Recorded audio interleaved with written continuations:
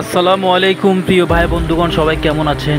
এটি কোনো বন্যা কবলিত এলাকা নয়, এটি চৌমুহনীর মতো একটি শিল্পনগরী এবং একটি বাণিজ্যিক এরিয়া, শহর এরিয়া।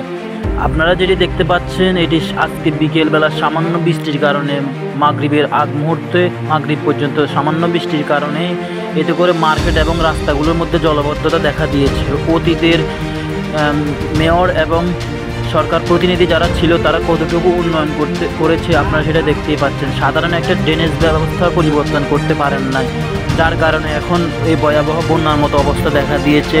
চৌমুহনীর মতো একটি বাণিজ্যিক এরিয়ায় একটা মার্কেটে এভাবে পানি উঠে গেছে, দেখতেছেন প্রিয় ভিউয়ার।